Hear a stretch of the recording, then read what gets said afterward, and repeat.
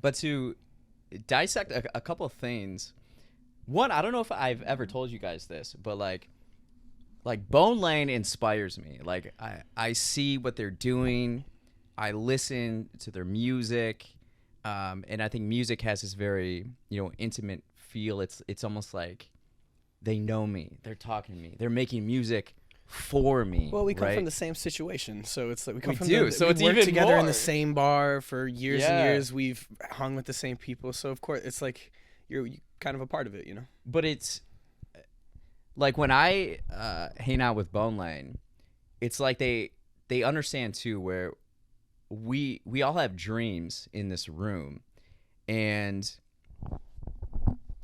we know that we have to work for those dreams. It doesn't just happen. And I think a lot of people on the outside, when I describe what I'm doing or the amount of work I'm doing, they don't understand. But it's like, if you want this to exist and become reality, you have to work. And then we get into kind of the issue of balance and all of that. But I think we all wish our dreams were easier to achieve. Right? There's something I don't think that's like coming necessarily back true, to but- the anxiety line that we're talking Yeah. about, where you're like, yeah, people don't understand how much of this is just looking at like traffic data and stuff like Yeah. that. Running anything like this, running a podcast, running a business, being a stand-up comedian, being basically Yeah. kind of any creative, being a web designer, something like that. Podcast host. Sure, is running a business, but it's running a business without any money. So it's like, imagine you're a salesman and your product makes 0.0000245 cents per stream, like Yeah. it does on Spotify or something like that. Well, how much money would you have to throw at a web designer? None. You have to build your own website. Yeah. So as an artist or as a podcast host or whatever, it's like you're a web designer, you have to become a digital marketing specialist, is a huge part of what people don't tell you about the like unsexy parts of being a musician. You can just make shit and throw it on YouTube, but you've got to do the whole selling. You've got to, you could go down the rabbit hole on just that. Like, how do you Yeah. make engaging thumbnails for your YouTube videos? Yeah. How do you put the right things in the descriptions for your YouTube videos such that it triggers people to be recommended your content? Like on every platform, Yeah. on TikTok, on Facebook, on YouTube, on Spotify, you have to like learn the entire ecosystem bottom to top. And in most industries, you would just have a guy on your team that Yeah. did that. But if you're independent, all of those things are now your job. Yeah, those are label services. That's what a marketing department at a major label does. Everything that Bones just describes. But if you're independent, it's on you. The onus is on you. Yeah. And nobody's ever been, knocking down our door to like, oh God, we gotta, nobody from Universal. I would love to run their digital I marketing. gotta run it. So it's just taken years and years and years for Matt and I in this room Yeah. to figure out each part of the business, each pillar of the business, proprietarily, as we needed it. And at this point, we kind of know, the business three-dimensionally, but that your knowledge of that business then doesn't just immediately equate to success and Right. like monetary success and stuff like that. It's going to take years, more and more years and years and years, but it's Not a only long-term that, long-term mentality that'll push you through. and things change so quickly that's if you feel up to speed now, that's fine, but you better keep reading, because in 6 months everything you know is going to be obsolete. Like we were talking about, we have a podcast as well. It's behind a paywall, bonelang.com/club. The Club Bonelang. Some great stuff in there. Thank you. But we were talking the other day about how like the music industry in particular works in waves.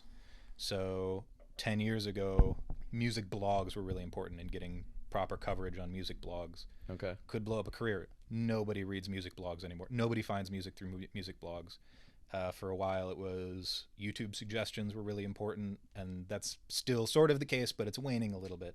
Now it's TikTok and certain editorial Spotify playlists are kind of the two big things to really focus on in this moment, but in 5 years, it's going to be something else that, we're probably too far away to anticipate right now, but we've got to try and watch and see what wave is coming next. Metaverse. Study up on it ahead of time, or you're going to miss Yeah. that wave too, Yeah, one thing about Bonelang though, as far as like an outside perspective, and then knowing both of you individually outside of Bonelang too, it's like it seems like your personalities bounce really well off each other, or not bounce, but like mesh. Whereas it seems like you're more analytical, organized, and you're more spontaneous and just like energetic, Big and picture and big kind of picture. visionary.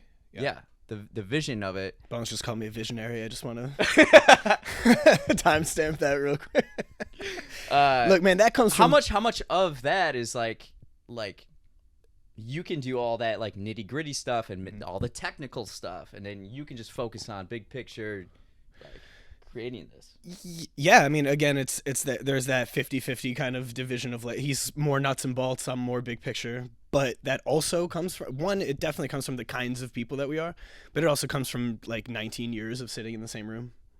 And you start specializing too. Yeah, you just once you become the guy who edited the first video, you get deeper and deeper, and now you can run Premiere, and I'm dog shit at it.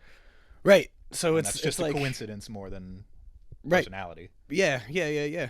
But also interests and stuff. Like I'm big into like I want to be a writer director in the long term, you know. So I started picking up the camera and started, you know, blah blah blah, editing all the videos ourselves. We needed to rely on my brother to cut the videos, and then my brother's, you know, has a full fucking career in New York, and it's just like his little brother constantly bugging him to like cut free videos for. It's like just over the years that starts to become a burden. He's always been the sweetest about it. It's not like he was ever like, yo bro, I don't want to do this anymore. He still does work with me, but you just have to pick up over the years. You pick up all the skills because that's what it necessitates, man.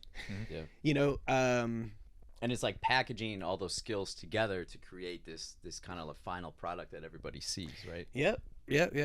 It's like I never liked the word content. I never liked the word brand and all that, but the further you dig in, the more it's just like those become natural byproducts of like the demand of what it means to be an artist right now.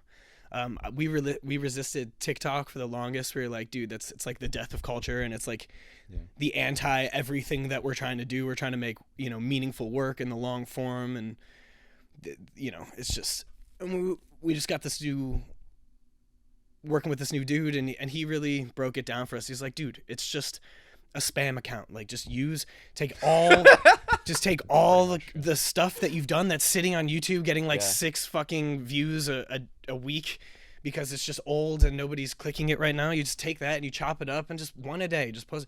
And we were just like, okay, I do that. That's 90 seconds out of my day, and then I can go back to doing my fucking work.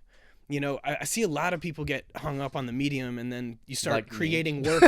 You start creating work for the platform, and that's then what the you platform do not want to becomes do as an artist. not us. No, that's not us. That's fine. Well, I for guess it depends what your goal fine is. for as an whoever- You artist. have to doing it. make content specific. Like, that is what we're doing with TikTok. It's just TikTok has an extremely easy model. It's a blizzard of content, and so what we do is we take longer form things that we've made in the past. For instance, like we have a longer video on YouTube of us performing an entire song called Orange Sun Live. It's fucking sweet, but it can also be, we can just take a chunk of that and stick it on TikTok. So there are some platforms where you kind of have to make something bespoke, but TikTok is just like, put shit out there. Yeah. Just throw stuff against the wall basically and see what sticks is the whole TikTok model. So it's just like put out as much stuff as you can basically, and that's oversimplifying, of course, but Yeah.